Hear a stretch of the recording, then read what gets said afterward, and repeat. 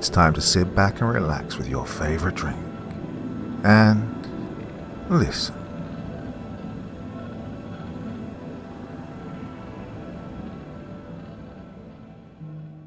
In tonight's story, we head deep into the wild heart of Wyoming, to the small, wind-bitten town of Dubois, where a retired cop named Bruce thought he'd left danger behind him for good. But when a local farmer reports something tearing through his livestock, Bruce's quiet life starts to unravel. The tracks don't match any known predator, and the attacks grow more violent, more deliberate. As Bruce follows the trail into the high country, he realizes this isn't the work of an animal at all, or at least not one that should exist. What he finds buried in those mountains will test everything he thought he knew about fear, justice, and what still hunts in the dark corners of Wyoming. I'm a retired Wyoming cop, and this is my scariest story, by Augustus Cordoba. Part 1. The town of Dubois, Wyoming, sits quiet between the Wind River Range and the red cliffs that cut the horizon like old scars. On paper, it's just another ranch town. One main street, a couple of diners, a feed store, a post office that still smells like dust and paper ink. When the wind comes down from the mountains, howling through the cottonwoods and rattling the tin roofs, it feels like the edge of the world. Out here, silence isn't peaceful. It's a warning. Most of the locals keep to themselves. Ranchers, mechanics, a few old miners who never left after the boom died out. People who understand that in this part of Wyoming, help can be a long way off, and sometimes the things that happen in the dark don't make it to the morning news. The sheriff's office runs out of an old brick building that used to be a bank, the kind of place where the walls hold more secrets than files. Nights in Dubois stretch long. The cold comes early, creeping down from the peaks before the sun's even set. By the time the stars roll in, the whole valley feels swallowed up by shadow. Coyotes scream somewhere past the ridge, and every so often you'll hear something else, something heavier, slower. It doesn't sound like it belongs. And that's the kind of place it is. Quiet town tucked between the wilderness and whatever's left of civilization. The kind of place where a man could vanish into the hills. And no one would ask too many questions. Just shake their head, mutter something about the wolves, and lock their doors a little earlier that night. The name's Bruce. Used to wear the badge, but now I hole up in a rust-bitten trailer a few miles past the edge of town. Not because I can't do better, because I don't want to. There's a quiet out here you can't buy, kind of stillness that seeps into your bones if you sit long enough. Well, the lake helps too. Best damn fishing you'll find without burning half a tank. Some mornings I park myself by the water with a thermos of burnt coffee and a line in the lake, watching the fog crawl over the surface like it's hiding secrets. For a while, everything feels right. Close enough. The place ain't much, but it's mine. The trailer rattles when the wind kicks up and leaks when it rains, but I patched it myself. Replaced the siding, fixed the roof, rewired what the last idiot had burned out. Most folks here don't bother. They just let the rot set in. But not me. I need the work. Keeps my hands busy, keeps my head quiet. Reminds me I'm still good for something. 25 years on the force, and I thought I'd walk away feeling like I'd built something. Like the town would miss me. Turns out, once you hand in that badge, you're just another name in a drawer somewhere. The pension barely covers groceries, and the nights get too long if you let 'em in. Sometimes I catch myself watching things happen. Someone yelling, someone in trouble, and the old instinct kicks in. I still want to step in. I still want to make it right. So now, I fix what I can. Broken fences, busted pipes, a washing machine that rattles like gunfire. Mrs. Leary in Lot 7 calls me every time her porch decides to collapse again. Joe's trailer nearly blew away in a windstorm last spring. I nailed it back together. People pay me in beer, cash, or gratitude. It doesn't matter which. It's a thank you that sticks. Yeah, I miss the job. Miss the weight of the uniform, the way people straightened up when I walked by. Miss feeling like I mattered. But mostly I miss being needed. Out here fixing busted things for folks just trying to survive. Well, it's the closest I can get. These people need someone who still gives a damn. I keep it simple. Up before sunrise, knees cracking, coffee strong enough to wake the dead. If no one's got a busted pipe or a blown fuse, I grab my rod and head down to the lake. Sometimes I just sit on the steps, watch the shadows crawl across the grass while the world burns itself out trying to go faster. Everyone's always chasing something, even here. But not me. I like the quiet, the slowness, the space between things. The morning air carries a smell you can't fake. Wet dirt, pine needles, and something else that cuts deep like memory. Takes me back to being a kid, following my granddad down to the river.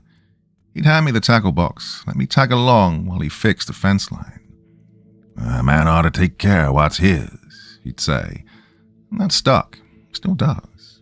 People around here say I don't talk much. They're right. Words are cheap. I listen instead. Folks show up, sit on my steps, spill what's weighing on them.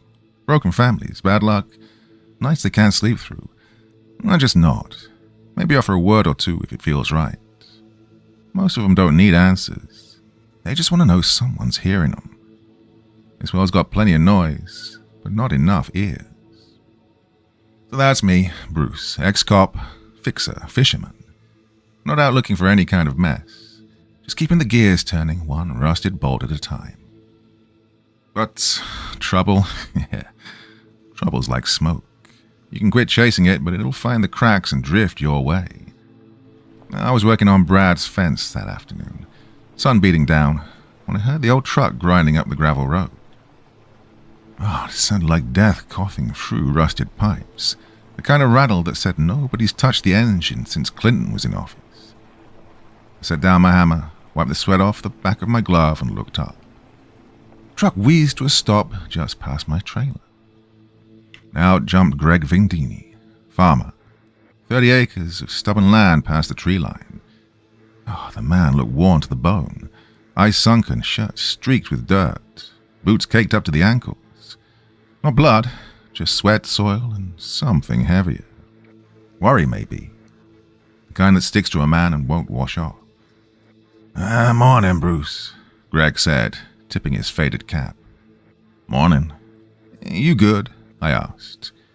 He gave a half-hearted nod, eyes flicking toward the busted fence I was working on. "I didn't mean to get in the way. Just figured I'd stop by on my way back." "No trouble," I said, setting the hammer down. "Yeah, what's going on?" Greg shifted his weight, boots grinding in the dirt. His hand came out of his pocket, scratched the back of his neck, a nervous tick I'd seen before. "Well, had something happen last night. 3 of my goats got torn up." He hesitated then, his eyes dark.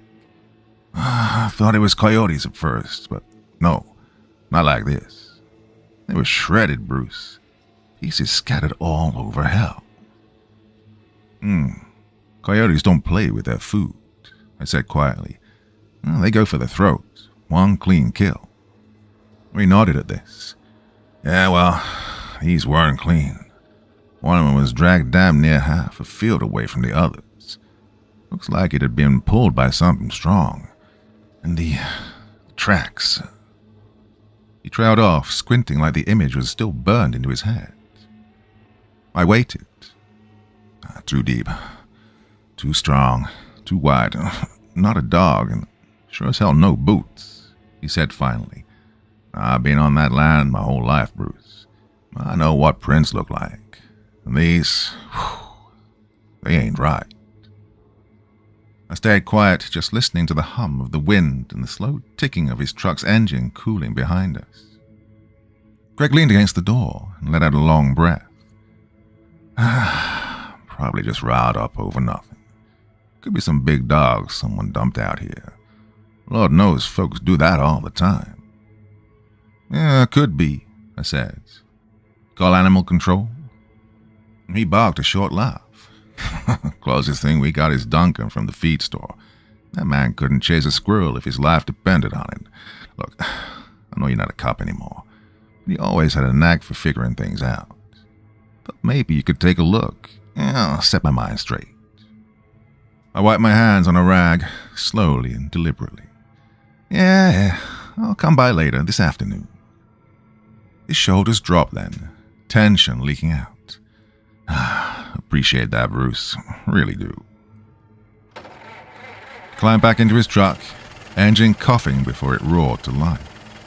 The sound echoed off the trees as he rolled down the gravel road, kicking up a ghostly trail of dust that hung in the sunlight. I stood there for a long moment, watching it fade. Now, something about it didn't sit right. Not the goats, not the prints. The way he said, torn up.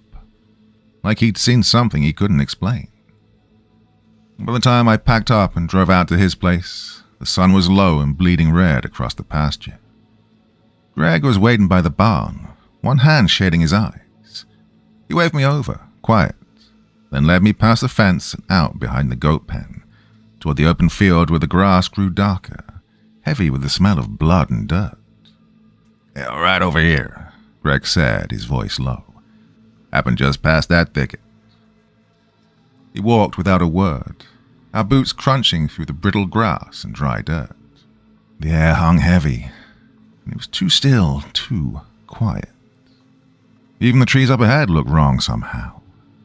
There was no wind, no bird song, just silence thick enough to choke on. Greg pointed toward a patch of ground near a half-rotted stump. Found the first one there. Others were further out. I crouched, fingers brushing the dirt. Blood, dark and crusted, stained the soil. Tufts of coarse fur stuck to the ground like it had been glued there by something violent. Whatever did this hadn't eaten. It just tore, shredded for the sake of it. The grass was matted down in a drag line, like something heavy had been pulled across the field toward the hills. I followed the trail step by step. Every few yards, more signs. A scrap of hide, bark gouged from trees. And then I spotted it. 4 clean claw marks slashed into a young sapling, deep and deliberate. I laid my hand beside them. But each groove was nearly the width of my fingers. No coyote did this, no dog either. I didn't say a word, just kept following the path until it vanished through a tight break in the brush, climbing toward the rocky ridge that loomed over the pasture. The dirt there was chewed up. Big prints, sunk deep, space too wide for anything local. Whatever it was fast and heavy. When I circled back, Greg was kneeling near another blood patch, working a toothpick like it might solve something for him. "Yeah, you find anything?" he asked, his voice tight. "Trail goes up toward the ridge," I said. "I'm going to take a look. Won't be long." He stood, brushing dirt off his jeans. "All right, I'll come with you, but I got to check on the cows before dark. One's due a calf." Go on. Just tell the neighbors to keep their pets inside, livestock too. Lock up the coops and pens till morning." His jaw tightened at this. Think it'll come back?" I met his eyes for a second and then looked past him toward the ridge. "Better to be careful," I said. Greg nodded slowly. "All right, Bruce. You be safe up there." The sun was dying behind the trees now, the sky turning the color of blood and rust. I watched him drive off and shifted my eyes to the trail winding up the ridge. That's where the truth was hiding. And the climb was rough, steep in places, the dirt loose and dry underfoot. Rush clawed at my jeans and the air hung heavy with that thick, dying heat that comes before nightfall. The sky was burning gold, streaked red along the horizon. I moved slowly, careful. Years on the job teach you how to move quietly when it counts. Step, stop, listen, step again. The trail was easy to follow. Torn grass, snapped twigs, crushed soil. The deeper I went, the uglier it got. Feathers scattered like snow, clumps of fur snagged on branches. Bark stripped raw from tree trunks, as if something big had slammed through without a second thought. Or maybe it wasn't thought at all. Maybe it was anger. Then came the smell. Thick, sweet, wrong. The kind that hits the back of your throat and dries your mouth before you even know what it is. Not death, older than that. Something foul had settled in. I followed it around a clutch of boulders into a shallow hollow, and that's where I saw it. The deer, or what was left of it. Its insides were spilled across the dirt, ribs jutting out white and clean like sharpened steaks. The spine was twisted so badly it made my jaw log just looking at it. The head was gone, not cut, but torn away, flesh shredded where the neck used to be. One leg missing, the other stretched like it had tried to run mid-death. I crouched beside it, the flies circling thick, humming like static, but I barely noticed. The prints around the carcass were the same as before, wide, deep, and heavy. Something big, something that didn't move like it should. Then I saw the dip in the ground a few feet ahead. A small pit, maybe 2 feet deep, half covered in brush and broken branches. It looked like a den, but too big for a fox, too wide for any coyote I'd ever seen. I stepped closer, my boots crunching softly, and peered over the edge. And that's when I saw them. Bones. Part 2. Bones. All kinds of bones. Small, cracked, gnawed clean. Some animal, some maybe not. And a few that looked too long, too straight, too human to belong here. It was a hand, human, what was left of one anyway. Skin clung to it in dried leathery strips, the color of old paper. The fingers were curled in, stiff and claw-like, frozen mid-reach, like whoever it belonged to had tried to hold on to something before the end came. Another hand lay close by, twisted the wrong way. And deeper in that pit, more pieces, a wrist bone, a chunk of jaw still holding a few yellow teeth. I stepped back slowly. My heart wasn't hammering yet, but something cold crawled up my spine, a deep, hollow kind of fear, the kind that whispers instead of screams, the kind that tells you the world's gone sideways. And this wasn't right, none of it. And as soon as I saw that hand, I knew this was connected. Well, there'd been talk for months, people going missing out this way. Never made the papers, not really. Wrong kind of victims, drifters, campers, folk who lived far too off the main road to make noise when they vanished. Well, you'd hear it in gas stations, over a counter at Lynn's Superfoods, drinking coffee at Cowboy Cafe. You hear about that hiker that went missing last month? Yep, never found his truck. Well, most folks shrugged it off, just stories. But I wasn't shrugging anymore, not after seeing that pit. Whatever this thing was, it didn't kill for food. It killed because it could, because it wanted to. And it was moving closer to Greg's pastures. Well, it wouldn't stop there. The trailer park wasn't far. I made my way down the ridge, boots sliding on loose dirt.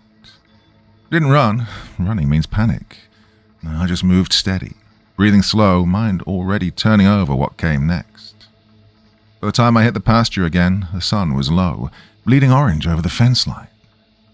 Greg was gone. The place looked empty. I didn't bother knocking, didn't need to. By the time I rolled back into the trailer park, the sky had gone purple. Porch lights flicked on one by one. Kids were still out by the gravel loop, kicking a half-flat ball, laughing like the world wasn't about to turn. Old man Hollis sat on his porch, radio buzzing some old country tune, tapping his foot out of sync. Everything looked the same, but it wasn't. I went straight to the bulletin board by the mailboxes, that leaning plywood thing patched together with duct tape and rusted nails. Half the flyers were sun-bleached, garage sales, lost dogs, free kittens if you can catch 'em. I grabbed the stub of a pencil hanging from the string and tore a scrap of paper from the bottom tray. I wrote one line. Stay inside after 6 p.m. Bruce. I tacked it right there in the middle. And people would see it. Whether they believed it or not, that was out of my hands. As I turned, laughter cut through the still air behind me. It was Mason, mid-20s, smart mouth, dead-end job on the night shift at the gas station. His shadow, the tall one with the rusted-out Honda that screamed louder than it drove, stood next to him, both grinning like idiots. Mason squinted at the paper on the board. "What's this, a curfew?" he said, voice dripping with mockery. His buddy jumped in, talking about the boogeyman, and they both cracked up like it was the funniest thing they'd ever heard. Well, I didn't answer. Just looked at them, long enough for their grin to fade a little. Mason lifted his hands, palms out. "Relax, man. Just kidding." Well, they wandered off, still laughing, their voices fading into the night, talking about some weekend party like the world wasn't about to tilt off its axis. I stayed where I was, watching the paper flutter under the porch light. The wind tugged at the corners, but it held. Well, that night, I couldn't find sleep. Laid on top of the covers, jeans still on, shirt twisted under my back. The window was cracked open just enough to let the night breathe in. Crickets, frogs, and that low whisper of wind threading through the trees. I drifted somewhere between awake and gone, staring at the ceiling until it all started to blur. My hand rested close to the rifle leaning against the wall, the way a man keeps his faith nearby. Then it came. Well, not a blare, more of a click. Fast, sharp, like fingernails tapping glass. My eyes snapped open. It was the trap behind the shed. Well, I built it myself, a pressure plate wired to a buzzer inside. If it went off, something heavy had stepped where it shouldn't. Well, most nights, all in fact, it stayed quiet. But not tonight. I moved slowly, reached for the rifle. The trailer was a box of shadows, only the green digits of the microwave clock glowing across the room. I stayed low, silent, easing up to the window. The night outside felt a little tighter than before. And then I looked out. At first, there was nothing, just darkness and the slow hum of my own breathing. But then, movement. Right past the fence line, beyond that narrow strip of clearing between my lot and the woods, I saw them. Eyes. Red ones. Too far apart for anything natural, too high for any animal that crawled on four legs. They hovered there above the brush, motionless, watching me. The hair along my arm stood straight. I brought the rifle up halfway, the barrel resting low by my hip as I squinted through the window. Then it shifted. Something stepped into the moonlight just enough to take shape. My eyes fought the dark, but when they adjusted, well, I wish they hadn't. It looked like a dog that had been put together wrong. Long, wiry frame, ribs showing through a narrow chest. But the head, oh Christ, the head was just all wrong. Ears long and bent back like a rabbit's, snout short, too human in the way it angled down. Oh, and those eyes, burning red, glowing steady like embers waiting on wind. It was sitting upright, back legs tucked under it, front paws planted straight in front. Perfectly still. I tightened both hands around the rifle, lifted it to my shoulder, but before I could draw a bead, it turned, dropped low, slipped into the brush like it had melted into the earth. No sound, no movement, just gone. I counted. 10, 20, maybe 30, and then I moved. Quiet steps, rifle ready. The air felt thick, electric, like the night itself was holding its breath. I eased out the door, circled the trailer slowly, my boots crunching gravel just enough to remind me I was still here. The shed sat half hidden behind the lot. That's where the trap was. A heavy iron bear trap I'd picked up years back from some drifter at a swap meet who swore it could still snap a hog's leg clean off. I'd sharpened the teeth myself, rigged a pressure plate to a buzzer inside the trailer. Well, it had gone off. The trap was wide open, the hinge was bent, the latch twisted. Blood smeared along one tooth. Thick, wet, fresh. A few dark drops dotted the grass, leading toward the tree line. I didn't follow. I just stood there in the dark, listening. Nothing. Even the crickets had shut up. I cleaned the trap with an old rag, reset it with a gloved hand, and backed away slowly, eyes fixed on that black wall of trees. I didn't sleep much after that. Not really at all. The next morning, just after the sun cracked the horizon, I was sitting out front with a chipped mug of black coffee, steam curling into the cold air. The world was quiet, still half asleep. Well, until it wasn't. A scream cut through the silence, high, sharp, raw enough to make my whole body lock up before my mind even registered it. Then came the pounding of bare feet on gravel. Eli, little kid from Lot 12, 2 trailers down. Pajama pants, no shoes, tears streaking down his dusty face. I'd fixed his mom's washing machine a few weeks back, and now he was running like the devil himself was chasing him. I dropped the mug, coffee splattering across the dirt, and started toward him. His mom burst out of their trailer just as he reached her. She caught him mid-sob, clutching him tight against her chest. And that's when I saw it. The sheep. It sprawled across their front steps like it had been thrown there, torn wide open from neck to gut, inside spilling out in ropes of red and grey. The blood had soaked deep into the wood, dripping slow down onto the dirt below. One leg was twisted under at an angle no joint should bend, and the head... Sweet Jesus, the head looked like it had been smashed against the siding until the skull gave out. I didn't need a closer look. I knew what had done it. Same thing that had gutted Greg's goats. Same thing that left the deer shredded up on the ridge. Same thing that stared at me from the brush with those red, unblinking eyes. That sheep hadn't wandered there. It had been brought. Dragged from some pasture, carried across open ground and dumped right there on a family's doorstep. Not hidden, not fed on. Displayed. Like it wanted to be found. Like it knew a child would be the first to see it. Oh, that's what chilled me most. It wasn't hunting anymore. It was sending messages. It had crossed the road, slipped between trailers, walked through a park full of sleeping people, and left its calling card right in the middle of them. If it could drag a full-grown sheep that far, without a sound, without a single witness, it was only a matter of time before it decided animals weren't enough. Maybe next time it'd pick another dog. Maybe it'd pick a person. Maybe a kid. But I did not want to wait and find out. By late afternoon, I got everything ready. Dug my old cop duffel out of the back of the closet and loaded it. Heavy leather gloves, coils of nylon rope, a hunting knife that'd seen better days, a Winchester, extra rounds, a headlamp, a couple of hand warmers, and whatever else felt sensible when you're heading into the dark. I drove the truck down the back road that skirts Greg's fields and rolls toward the ridge where the trees pack tight. Parked behind a choke of overgrown brush, the engine still ticking as the sun fell.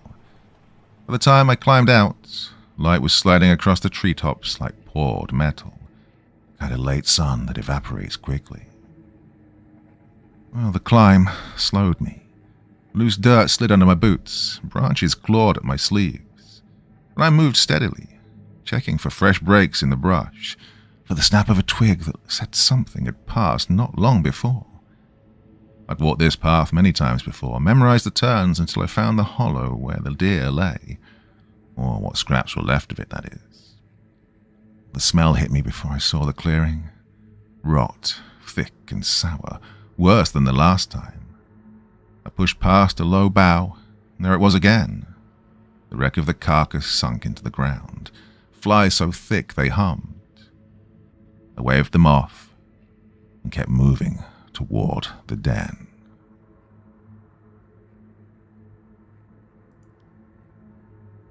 Part 3. Last time, I'd only glanced at it. This time I crouched, pulled the dry sticks aside and trained the beam of my flashlight down into the hole. The light cut into nothing. The pit went deeper than I'd thought. I tied the rope to a sapling, dropped a length down to mark the way back, pulled on my gloves, thumbed the safety off on the Winchester, and eased into the dark. The tunnel mouth was wide enough at first, barely. I had to crouch low to fit, boots sinking into packed dirt that gave a little with each step. The air was heavy, damp, and totally wrong. The further I went, the more the walls closed in, pressing tight until my shoulders scraped both sides. God, every sound I made, the drag of fabric, the crunch underfoot, felt too loud. I kept the flashlight aimed forward, cutting through the dark in a thin, trembling beam.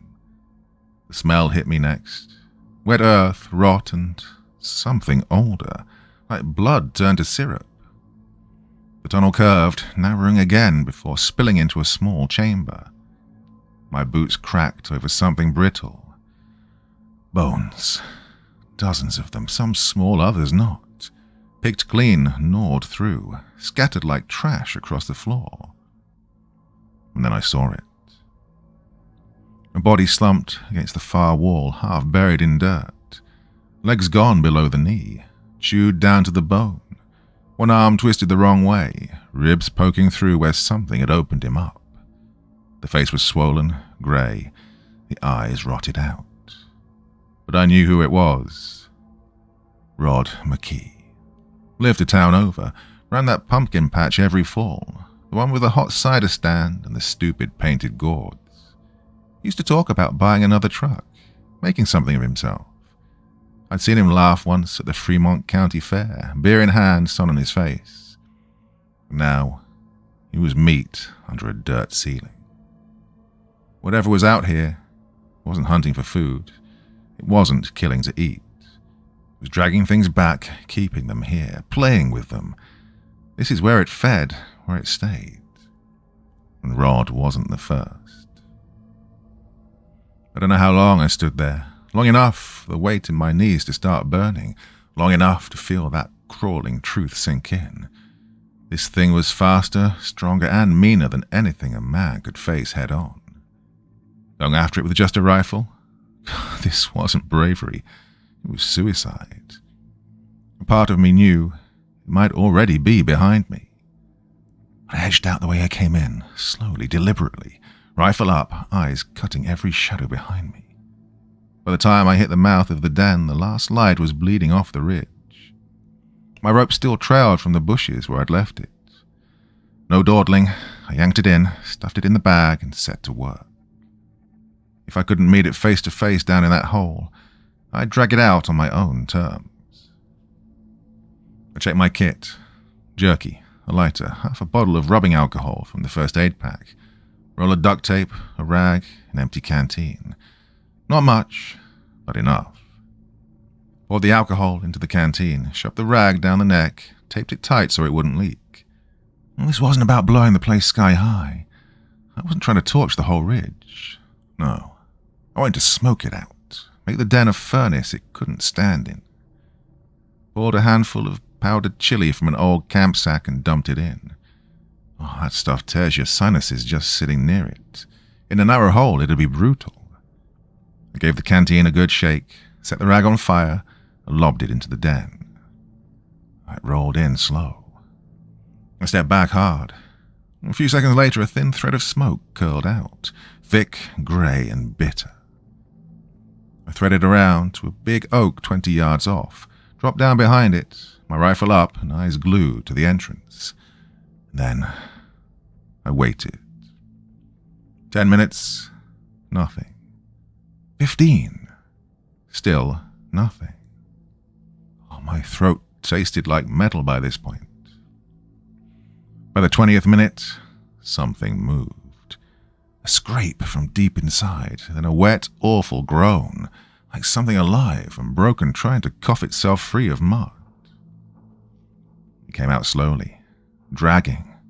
One leg folded wrong, limping the way I'd seen before. Smoke clung to its fur and matted limbs. It wheezed as it hauled itself through the dirt, every breath a rasp. Up close, it was worse than I'd thought. Bigger than a man, but all hunched, its spine a jagged ridge beneath thin, matted skin. That blasted head, part rabbit, part dog, was streaked dark with grime and soot. And those red eyes still glowed through the smoke, dull and hungry. It paused right at the den mouth, coughing that wet, ragged breath, then turned and fixed on me. It felt personal, like it remembered my face. I didn't wait to find out. I squeezed the trigger. The Winchester slammed into my shoulder, the shot snapping across the ridge. The thing's head jerked back and it dropped like a sack of meat, hitting the dirt without a sound. And it lay still. By morning the park looked ordinary, like nothing had happened. Sun slicing the horizon, painting the gravel and sagging fences a soft orange. I parked in front of my trailer, the tires crunching, and stepped out. 2 kids were already trading a half-flat ball on the loop, laughing low. One of them was Eli from Lot 12, the boy who'd found the sheep. He saw me, hesitated, then stared at the stain on my jacket like he was trying to put 2 pieces together. We didn't ask. Kids that age pick things up that adults pretend not to see. Gave him a short nod and kept moving. The park was waking up. Porch doors were creaking, someone dragging a trash bin, a kettle whining inside a trailer, radio through a cracked window. Most of them had no idea what the night had carried out of the woods. Well, I sure as hell wasn't going to stand in the middle of the lot and tell the whole story. But the ones who knew, the ones who'd seen me walk out with a rifle slung over my shoulder, they were waiting for me. Frank from Lot 3 leaned on the hood of his truck like he always did, cigarette dangling from between 2 fingers, his eyes hard. Mrs. Leary stood on her porch in slippers and a threadbare housecoat, clutching her tea like it was the last good thing she owned. I didn't wave, didn't call out. I just looked back at them, slow and steady. In that silence, something passed between us. No words, but all the meaning in the world. The kids were safe, the yards were quiet, and that was enough. After a hot shower and a clean shirt, I climbed back into the truck and drove into town. And there were still boxes to check. The station hadn't changed much since I'd last worked there. Plain brick face, faded badge on the window, the flag out front that never flew right. The lobby had gotten a glass partition and a couple of new computers, but the hum of fluorescent lights was the same. The kid at the front desk looked like he'd just graduated from the academy and was thrilled to be important. He gave me the polite nod and asked who I wanted. Johnson, I said. He pointed toward the back with a little too much eagerness, the kind you get when life hasn't handed you a real problem yet. Johnson was where he'd always been. Same cluttered office, papers piled like little monuments, plaques with dust rings. And he'd put on weight. His hair had gone a little thin, but the second he saw me, his face lit up like we were back on patrol together. "Look who crawled back out of the woods," he said, leaning back in his chair. "What, they finally bring you in to show these rookies how to shoot straight?" Not that," I said. "I'm here to, file a report." Well, the joke died on his face. Johnson sat up, grabbed a pad, clicked his pen. I told him everything. The den in the ridge, the bones, what I'd found inside, the man's body. I told him how long it looked like it had been there, and what it said about whatever had been living up in those trees. I told him it was Rod McKee, the pumpkin farmer from the next town over. Wasn't much left of the body, but enough to know for sure. Johnson didn't interrupt, just let me lay it all out. "Yeah, any idea what did it?" he asked after a long pause. "Big wolf, aggressive, territorial as hell. Yeah, I tracked it last night," I said. "Did you kill it?" I nodded. He frowned and asked what I'd done with the body. "I burned it. Took it to the junkyard behind Miller's to set it on fire. Safer than leaving it out there," I said. He raised an eyebrow at this, the kind of look that says, "I've got questions, but I'm not asking." We'd known each other too long for small talk. He just scribbled something on the pad and nodded slowly. "Well, hell, you still got it," he said after a beat. "Barely," I muttered, exhausted. "Hey, You ever think about coming back? Well, not full-time, just help train the rookies?" he asked, clapping me on the shoulder with that same rough, calloused hand I'd remembered from years ago. Well, I left the station, but his words followed me all the way home. The part about teaching the new blood. First, it sounded like a joke, something said on a lark.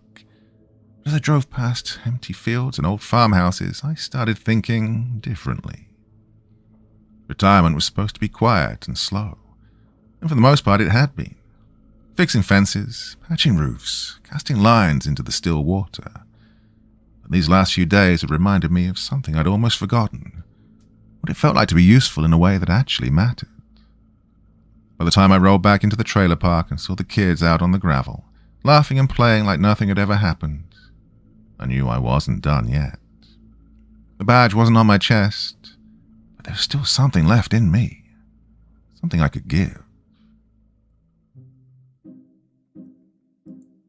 So you'll be delighted to know that Dubois, Wyoming is a real place, and I love it when that happens. I just had to go onto the maps and stroll around this small town. Population just a little bit under 1,000. So I don't know if any of this really happened. Of course it didn't happen. It's just a story.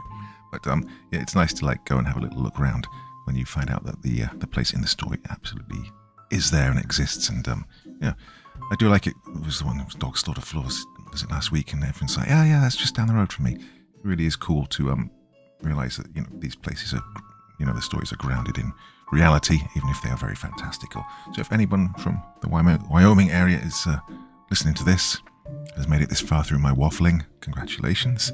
And I'd love to know if you live anywhere near that. And of course, if you haven't seen anything like that creature. But yeah, died off pretty quickly. One gunshot. It's a bit unusual. They usually hang around, don't they, these things. But anyway, that's it for your Sunday evening's entertainment. I will be back again tomorrow. I've got a bit of time off work, so hopefully a longer story tomorrow. Till then, my dear friends, it's just a story and you all sleep well, yeah? Thank you so much for taking the time to listen to this story today. Really means a lot to me and to the author of the story, of course. Well, if you want to know more about me, I'm pretty much everywhere on social media. You can find me on Facebook, Twitter, Instagram. You can download my music on SoundCloud. I've got a Patreon if you feel like. Throw me $1 or $2. Very much appreciated. And of course, on Reddit, I have a place where you can leave stories if you want me to read one that you've written.